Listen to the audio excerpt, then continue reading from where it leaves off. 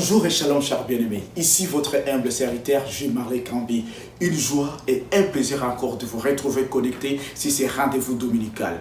Aujourd'hui nous allons continuer notre sujet notre thème qui concerne l'essence de la vie. L'essence de la vie, c'est une question que beaucoup se posent. Beaucoup ne cessent de se demander c'est quoi, quelles sont les valeurs qui certifient leur relation avec Jésus-Christ. C'est quoi, que représente leur vie, que représente l'éternité, que représente également leur relation, leur appartenance à Jésus-Christ. Alors dans toutes ces questions, nous essayerons de répondre, d'apporter une lumière au travers de la parole. Sans toutefois tarder, nous vous disons encore merci d'être connectés, que Dieu vous bénisse. Et à travers ces moyens que la technologie nous offre, ces moyens cathodiques qui permettent à ce que nous puissions communiquer et que nous puissions partager la parole de Dieu. Alors nous allons confier ces instants entre les mains de Dieu. Père, je viens devant ta face, devant ton trône de gloire et de grâce, devant ton trône d'éternité. Touche-nous, Seigneur, encore à ce moment enseigné pour que nous puissions parler de la part de toi. Et que, Seigneur, tout ce que nous dirons, tout ce que nous ferons, Père, que ta gloire, ta puissance puisse rayonner. Apprends-nous, Seigneur, de notre ignorance. Conduis-nous, Seigneur, dans la lumière. Conduis-nous dans la vérité. Apprends-nous dans la vérité au Saint-Esprit. Et que dans tout ce que nous ne connaissons pas, tout ce que nous ne sommes pas capables, nous soyons capables grâce à toi, par toi, au Saint-Esprit. C'est pour cela que nous prions, Seigneur Jésus-Christ, et nous te disons, Père, merci, Seigneur Jésus, pour tout ce que tu vas faire, tu vas accomplir pour nous, pour notre bien, à ce moment. À ton nom, Saint puissant, merveilleux, Seigneur Jésus-Christ, et nous avons prié. Amen. Alors, sans toutefois tarder, nous allons nous baser, notre base scripturaire sera surtout dans Psaume 90, le verset 12, qui dit ceci. Enseigne-nous à bien compter nos jours, afin que nous appliquions notre cœur à la sagesse. Et la version Alfred Quinn nous dit ceci. Seigneur, apprends-nous donc à bien compter nos jours, afin que notre cœur découvre la sagesse. Ce psaume que nous lisons, c'est le psaume qui a été rédigé par Moïse, qu'on appelle la prière de Moïse. C'est le psaume qui se situe dans le 4e recueil du psautier, qui commence du psaume 90 jusqu'au psaume 106. D'entrée de jeu, pour vous rappeler à ceux qui les savent déjà, ou informer à ceux qui ne les connaissent pas, les livres des psaumes, le psautier, le recueil, est composé par 5 recueils. Et nous voyons ça, c'est le 4e recueil que nous voyons ici, le psaume dont Moïse est l'un des auteurs. Car nous savons que David occupe la grande partie, au moins 73 psaumes, mais il y a également des psaumes qui ont été composés par ceux que nous appelons les fils de Corée, qui sont 14. Il y a des psaumes également qui ont été composés par Asaph. Et il y a des psaumes qui ont été également composés par Moïse, par Salomon et par des auteurs qui sont anonymes. Alors dans ce psaume ici, Moïse essaie de nous parler, de nous faire réfléchir sur le sens de la vie, surtout sur le parcours ici sur la terre, surtout sur notre relation. Comment et quelle doit être notre vie à notre relation avec l'Éternel? Est-ce que notre vie réellement dépend de nous ou dépend de Dieu? Notre vie dépend de nos valeurs, notre vie dépend de ce que nous connaissons, de ce que nous avons, ou notre vie est attachée réellement à Dieu. Et comme nous le voyons ici dans ce psaume, Moïse lui-même dit à Dieu de nous apprendre à bien compter nos jours, de nous apprendre à bien observer ce qui nous entoure, d'apprendre à bien voir, à réfléchir sur nos valeurs, afin que notre cœur puisse s'appliquer à la sagesse. Et qu'il nous dit, afin que notre cœur puisse découvrir la sagesse. Donc, tant que nous vivons, tant que nous ne sommes pas encore dans la relation parfaite avec Dieu, tant que nous ne sommes pas dans l'appartenance de Dieu, dans l'appartenance de Jésus-Christ, tant que nous ne faisons pas Jésus-Christ comme étant notre centre d'intérêt, notre existence, le but et le contenu de notre existence, et sachant que réellement notre vie n'a pas encore d'importance. Nous pouvons tout avoir, nous pouvons tout acquérir, nous pouvons acquérir tous les matériels, mais j'aime surtout comme le psaume 49, le psaume 39 me disent, le psaume 39 de David et le psaume 49 de Corée. On nous montre vraiment que notre vie est si fragile. Notre vie a un temps et notre vie sans Dieu, c'est une vie qui est inutile. Pourquoi? Nous pouvons tout acquérir, les richesses, mais ceux-là sont passagers. Alors, sans toutefois tarder aussi, j'aimerais que nous puissions réfléchir ceci au travers de différentes possibilités que nous offre cette écriture, au travers surtout de différentes réalités que cette écriture nous montre pour que nous puissions réellement réfléchir ici. Alors, lorsque nous parlons dans ce psaume, j'aimerais surtout m'attacher à certaines vérités importantes, certaines vérités qui permettront à ce que nous puissions réellement réaliser et que nous puissions voir et comprendre surtout l'essence de notre existence en Jésus-Christ. D'abord, premièrement, parlons de ce qui ceci concerne. Lorsque nous parlons d'abord du sens de la vie, nous avions parlé dès le départ que le sens de notre vie, pour comprendre le sens de notre vie, l'essence de notre vie, il y a des idées, des pensées qui sont dedans. Premièrement, l'essence de notre vie, c'est quoi? Nous devons nous poser, nous questionner sur la raison d'être de notre existence. Mais deuxièmement, nous devons nous poser surtout sur nos valeurs qui sont liées à nous. Les valeurs également qui sont liées à Christ. Comprendre les valeurs qui sont liées à nous dans notre marche, dans notre vie de transformer, renouveler, permettront ce que nous puissions réellement saisir et comprendre quelles sont les valeurs de Christ, quelles sont les valeurs de Dieu, quelle est la volonté de Dieu, quels sont ses desseins. Comprendre cela permettra ce que réellement nous puissions saisir c'est quoi la vie que nous devons mener, c'est quoi, quelles sont les exigences, quelles sont les implications pour que nous puissions réellement vivre d'une manière digne de Dieu. Ainsi donc, premièrement, j'aimerais parler ceci au travers de certaines règles. Je vais parler de 4 règles qui vont nous aider surtout à ce que nous puissions comprendre, nous puissions réaliser et nous puissions être surtout dans la volonté parfaite de Dieu. La première règle est que nous devons savoir d'abord qu'il y a l'essence de la vie selon les règles, selon les normes terrestres et selon les normes spirituelles. Quand je parle du sens de la vie, donc, il y a une vie représentée, il y a les valeurs qui structurent notre vie. Il y a également et surtout la raison d'être qui structure notre existence selon les normes de ce monde et selon les normes célestes ou les normes divines. Alors, selon les normes terrestres, premièrement, quelles sont ces normes? Les normes terrestres, l'essence de la vie est fondée surtout sur ce qui attire les regards. Est fondée surtout sur les actions, sur les actes que les hommes font pour qu'ils puissent être évalués par les hommes, évalués par la société, évalué par l'entourage. Mais l'essence de la vie, dans le sens spirituel d'abord, c'est l'essence d'abord qui se structure à 2 niveaux. À une vie d'abord qui est renouvelée, une vie nouvelle en Jésus-Christ, mais également cette vie qui permet à ce que nous puissions fixer les regards vers l'éternité. Nous puissions fixer les regards là où Christ est assis à la droite du Père. Dans cette vie, lorsque nous parlons de cette vie qui est structurée d'ordre, nous devons savoir 3 choses importantes, 3 vérités importantes qui permettront à ce que nous puissions comprendre cela. Premièrement d'abord, c'est lorsque donc nous parlons de cela et une vie se retirer selon les normes spirituelles, c'est lorsque notre vie est se retirer surtout sur la connaissance de Jésus-Christ. C'est lorsque nos valeurs, lorsque notre raison d'être nous pousse à ce que nous puissions connaître Jésus-Christ. Et connaître Jésus-Christ dans le sens originel signifie avoir une relation personnelle avec Jésus-Christ. Avoir une relation avec Jésus-Christ déterminera le sens de votre vie. Avoir une relation personnelle avec Jésus-Christ permettra réellement à ce que vous puissiez saisir c'est quoi l'essence de votre vie. Car, comme nous le voyons dans Colossiens 3.3, peuple de Dieu, notre vie est cachée avec Jésus-Christ en Dieu. Et lorsque notre vie est cachée avec Jésus-Christ en Dieu, d'abord nous devons connaître qui est Jésus-Christ. Nous devons nous appliquer à ce que Jésus-Christ puisse dominer, puisse régner dans toute notre existence. Nous puissions faire en sorte à ce que Jésus-Christ soit le centre d'intérêt. Jésus-Christ soit notre existence, soit le but, soit le contenu de toutes choses, de toute notre existence ici sur la terre. Alors, deuxièmement, j'aimerais parler donc, est-ce que notre vie, deuxièmement, c'est lorsque elle est la qualité de notre vie, les valeurs de notre raison d'être dépendent deuxièmement du niveau d'attachement que nous avons en Jésus-Christ. Alors, cet attachement permet à ce que nous puissions nous appuyer. C'est ainsi que le psalmiste nous montre très clairement, dans Psaume 84, le verset 6, dans ce psaume, qu'est-ce qu'on nous dit, dans ce psaume de Corée? On nous dit que errer, c'est lui qui s'appuie sur l'Éternel, car dans son cœur, il y a les chemins tout tracés.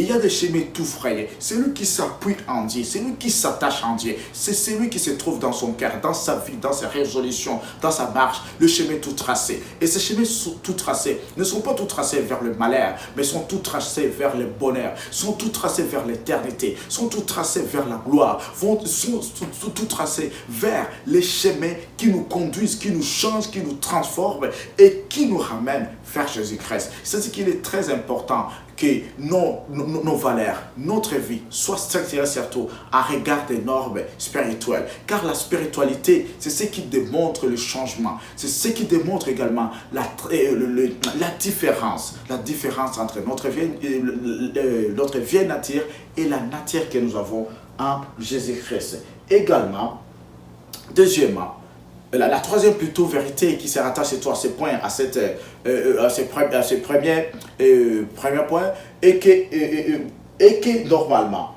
l'essence de notre vie ou l'essence de notre existence, nos valeurs surtout, ce qui représente notre vie, notre raison d'être donc, dépend surtout à la place que nous accordons à Jésus-Christ. Si Jésus-Christ occupe la première place de votre vie, si Jésus-Christ est la priorité des priorités, vous connaîtrez l'essence de la vie, vous connaîtrez qui est Dieu, vous connaîtrez comment marcher en Jésus-Christ, vous connaîtrez comment marcher au regard de la vérité, de la parole et de la puissance de Dieu. Il est très important c'est que nous puissions accorder d'abord Jésus-Christ la première place. Pourquoi? Parce qu'avant que nous n'étions Jésus-Christ, et à ceux qui ne sont pas Jésus-Christ sont morts spirituellement, ils n'ont pas de vie, ils n'ont pas d'avenir, ils n'ont pas d'éternité, ils n'ont pas de relation avec Dieu. Mais quelqu'un qui accorde la primauté, la priorité à Jésus-Christ, quelqu'un qui s'attache à lui, quelqu'un qui l'accorde la première place, celui-là connaîtra l'essence de la vie, connaîtra que bien que je sois ici, je meurs, mais je vivrai toujours au-delà. Il y a une vie d'éternité avec Jésus-Christ qui m'attend. C'est ainsi l'apôtre Paul nous dit dans Philippiens 1:21 que Christ est ma vie, la mort m'est un gain. Et Alfred qui nous dit Christ est ma vie, le but et le contenu de mon existence. Et si Christ est de cette façon, donc la mort me serait un gain. Pourquoi? Parce qu'avec Jésus-Christ, nous avons tout ce qu'il nous faut. Avec Jésus-Christ, nous avons l'essence réelle, l'essence complète de notre existence. Alors, c'est ainsi que j'aimerais parler, ce qui concerne la deuxième règle. La deuxième règle que nous devons comprendre, c'est ce qui concerne l'essence de la vie. Et que pour mieux cerner l'essence de notre vie, chacun de nous doit comprendre d'abord, à saisir, à définir et à s'intéresser son existence sur les réalités spirituelles. Chacun de nous doit bien comprendre, notre vie doit être définie par les réalités spirituelles. Notre vie doit être caractérisée par les réalités spirituelles. Et notre vie doit être impactée par la spiritualité, impactée par Jésus-Christ lui-même. C'est ainsi que l'apôtre Paul nous parle très clairement dans Colossiens 3:1 et que nous puissions d'abord chercher les choses d'en haut et que nous puissions chercher les royaumes, nous puissions chercher l'intérêt de Dieu et non pas juste les chercher mais les affectionner.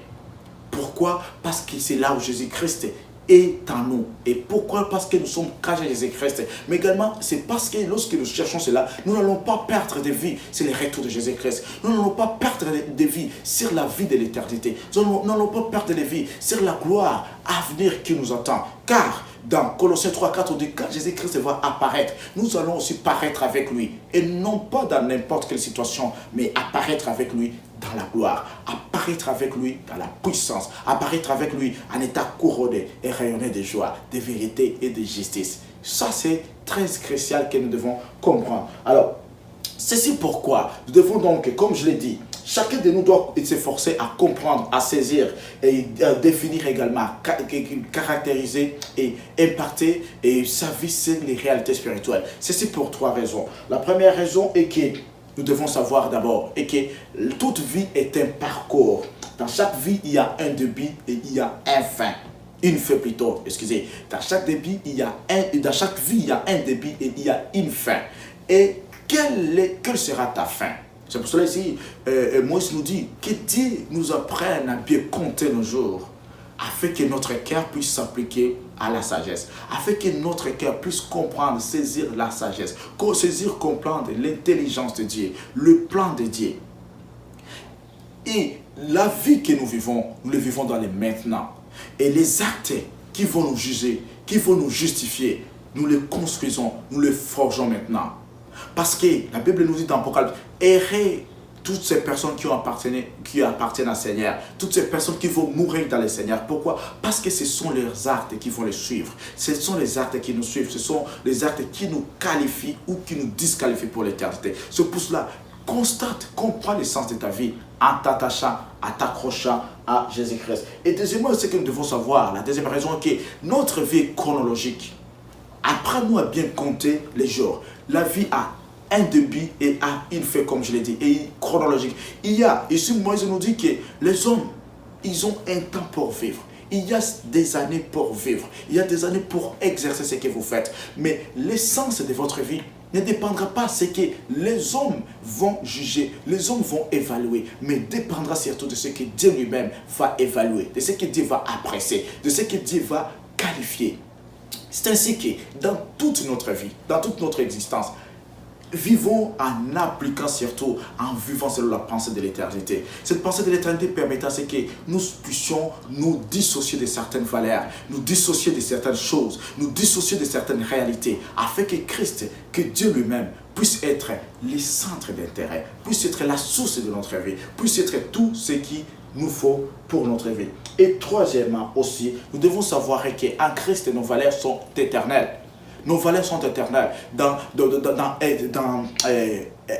1 Pierre, le chapitre 1, le verset 4, il nous parle qu'en Christ, nous avons un héritage qui ne peut pas se corrompre, qui ne peut pas se détruire, qui ne peut pas même perdre l'éclat. Cet héritage, c'est quoi? C'est l'éternité. Donc, nos valeurs à Jésus-Christ sont des valeurs qui soient éternelles. Ce sont des valeurs qui dépassent cette vie dans laquelle nous vivons. Ce sont des valeurs qui nous conduisent, qui nous mènent vers l'éternité avec Dieu. Il est très important que nous puissions saisir cela. Alors, la troisième règle que je voudrais parler ici, la troisième règle que nous devons savoir est que notre existence avec Jésus-Christ va au-delà du temps chronologique fixé par la vie terrestre. Notre existence c'est l'existence de l'éternité. Les valeurs que nous reflétons ici, bien que nous soyons dans ce monde, ce sont les valeurs de l'éternité. Ce sont les valeurs qui sont à nous. Pourquoi? Parce qu'avec Jésus-Christ, nous devenons les participants à la terre divine. Avec Jésus-Christ, nous devenons héritiers du royaume des cieux. Nous sommes co-héritiers avec lui. Avec Jésus-Christ, nous avons toutes les valeurs. Nous avons toute une vie. Nous avons toute une raison d'être. Et quelle est ta raison d'être? Quelle est ta raison d'existence? Notre raison d'être doit être cette raison d'adorer, cette raison de louer Dieu, cette raison d'exalter, de magnifier sa grandeur et sa puissance. Moi, ma raison d'être, c'est d'adorer celui qui m'a créé. C'est d'adorer le Dieu qui est la source de toutes choses. Le Dieu par qui ou en qui je tire toutes les substances. Là où j'ai été formé spirituellement, matériellement, moralement. Là où j'ai été formé même physiquement. Car sans Dieu, je ne suis rien. Sans Dieu, nous ne sommes rien. Et nous ne pouvons rien.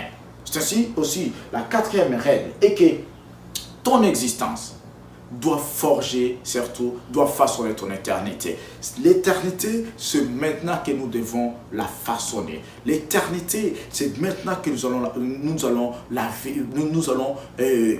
poser les jalons, poser les fondements. Et cela permettra que nous puissions entrer dans notre destinée. Car notre Dieu nous a destiné, il y a un plan, mais ce plan surtout est que l'objectif final de notre transformation, de notre renouvellement, et que nous puissions réellement régner, dominer avec Jésus-Christ. Alors, comment façonner ton éternité? Tu dois façonner ton éternité au travers de la vie que tu vis maintenant, au travers des valeurs qui structurent ton existence, au travers de ta relation avec Jésus-Christ, au travers de ton appartenance, au travers de ton intelligence qui doit être renouvelée, en connaissant que Dieu est la source de toutes choses, en connaissant que sans Dieu nous ne pouvons rien faire, en reconnaissant que notre vie est attachée à Dieu et que c'est lui qui tient entre ses mains l'âme de tout ce qui vit. La chair de tout ce qui vit, le souffle de vie de nous, c'est Dieu qui tient cela. Sans Dieu, nous sommes rien. Pourquoi? Parce que c'est en Dieu qu'il y a la vie, les mouvements et l'être. Tous nos mouvements, toute notre vie et tout ce que nous avons sont en Dieu. Il est la source de toutes choses. Il est la ressource de toutes choses. C'est ainsi que nous devons, dès à présent, au travers de nos actes, au travers de nos actions, nous appliquer à la vérité, cette volonté parfaite de Dieu, pour que nous puissions vivre d'une manière digne, d'une manière qui convient, d'une manière qui soit très très importante. Alors, à cela, j'aimerais que nous puissions saisir trois vérités qui sont très importantes au travers surtout de cette règle, que nous puissions saisir surtout les trois valeurs qui sont très importantes. La première vérité est que plutôt, chacun de nous doit faire une prise de conscience de trois choses. Si nous voulons réellement vivre selon les valeurs, mener une vie qui convient à Dieu, chacun de nous doit s'efforcer à faire une prise de conscience de trois choses. Premièrement, savoir qu'il y a la vie est brève. C'est la brièveté de la vie. La vie est brève. Et dans ton existence, fais l'effort à ce que Christ soit la source de toutes choses. Fais ton effort de donner ta vie à Jésus-Christ d'une manière entière et non pas d'une manière juste et d'une manière temporaire. Mais faites-les d'une manière permanente, d'une manière éternelle. Aussitôt que tu vis, aussitôt que tu as relation avec Jésus-Christ, efforce-toi que Jésus-Christ conduise ta vie. Efforce-toi que les valeurs spirituelles cadrent et structurent ton existence. Et deuxièmement, chaque action ou chaque acte que nous faisons peut soit nous qualifier dans l'éternité ou nous disqualifier dans l'éternité. C'est pour cela que nous devons prier à Dieu, de nous apprendre à bien compter nos années, de nous apprendre à Dieu, à ce que notre cœur puisse s'appliquer, notre cœur puisse découvrir la sagesse de Dieu. Et la manière de découvrir la sagesse de Dieu, c'est en étant dans sa présence, c'est en faisant que Jésus-Christ comme étant celui qui doit conduire, guider toute ta vie.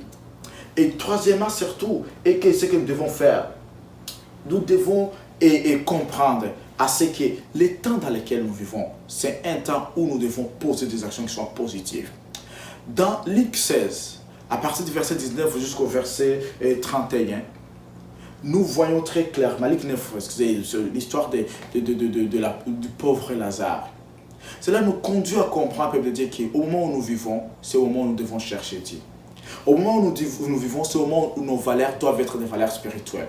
Nous voyons ce pauvre Lazare qui n'était rien, qui n'avait rien en fonction de la qualification, en fonction de ce qui est de l'évaluation, ce que nous pouvons dire selon les normes terrestres. Mais dans les normes spirituelles, il avait tout. C'est ainsi que ce qui doit vous préoccuper dans votre existence, que ce soit juste la relation avec Jésus-Christ. Ce qui doit vous préoccuper dans votre existence, ce soit surtout votre vie fondée, enracinée en lui. Votre vie de foi. Cela permettra que vous puissiez toujours régner et dominer avec Christ dans l'éternité. La deuxième vérité que nous devons comprendre est qu'une prise de conscience, nous devons faire une prise de conscience afin de nous ressaisir face à trois choses. Lorsque nous vivons, nous devons avoir ce qu'on appelle la pensée de l'éternité. Lorsque nous vivons, nous devons connaître quelles sont les réalités de la vie. Mais troisièmement, nous devons également avoir cette prise de conscience face à nos actes et à nos actions, comme je l'ai dit. Et nous devons surtout apprendre à nous réajuster. Nous réajuster dans notre façon de vivre, nous réajuster dans notre manière de penser, nous réajuster dans notre relation avec Jésus-Christ, nous réajuster à la place, aux priorités surtout aux priorités spirituelles. Nous devons nous réajuster. Quelle est la place que Jésus-Christ occupe dans ta vie? Quelle est la place que Jésus-Christ tu accordes à Jésus-Christ dans ton cœur, dans ton existence? Tout cela permettra ce que réellement nous puissions régner, dominer avec Jésus-Christ. Alors, l'essence de ta vie, c'est si tu se trouves en Jésus-Christ. Le sens de ta vie, c'est si tu es en Dieu. Et c'est pour cela, je prie ma prière que Dieu puisse t'apprendre à bien compter tes jours. Dieu puisse t'apprendre à voir vraiment la chronologie de ton existence. Dieu puisse t'apprendre à connaître que la vie que nous vivons est une vie qui est temporaire. Et la vie terrestre est temporaire, mais la vie spirituelle est une vie qui est éternelle. Que Dieu puisse t'aider à ce que tu puisses comprendre que sans Dieu, sans lui, tu ne peux rien. Que Jésus-Christ puisse conduire. C'est pour cela que je prie qu'à ce moment, Pierre bien-aimé, cherchez toujours les choses d'en haut. Cherchez toujours les réalités spirituelles. Cherchez toujours Jésus-Christ dans votre vie. Affectionnez-vous à lui et cachez votre vie à lui.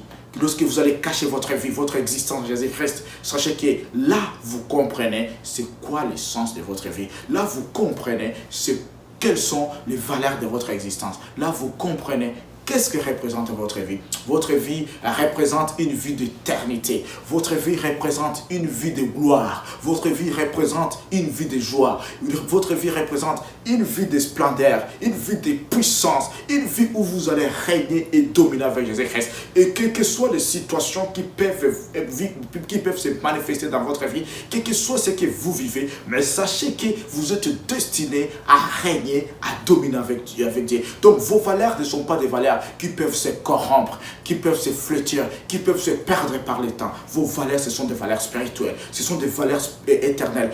Votre raison d'être, c'est la raison d'être, c'est que vous puissiez toujours demeurer dans la présence de Dieu et que vous puissiez toujours être en Dieu dans toutes choses, être en Dieu dans chaque situation. Et c'est pour cela que je prie, cher bien-aimé, Fais de Jésus-Christ d'abord la priorité des priorités. Fais de Jésus-Christ le base, le fondement de ta vie. Fais de Jésus-Christ le tout inclusif de votre existence. Et là, tu verras le Dieu de gloire et de grâce, la manière dont il va se manifester dans ta vie. Et je prie et que Dieu t'apprenne, t'ouvre les yeux à comprendre, à ce que ton cœur, ta vie et toute ton existence puisse s'appliquer à chercher, à connaître surtout sa sagesse, à connaître ses desseins, à connaître ses attributs et que tu puisses marcher d'une manière digne qui convienne à Dieu.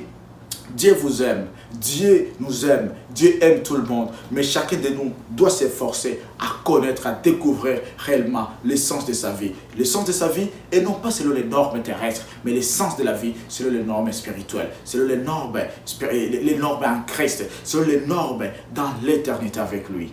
Il est très important que nous puissions connaître cela. Alors, je m'arrête par ici et j'aimerais vous dire sincèrement merci beaucoup. Merci beaucoup d'être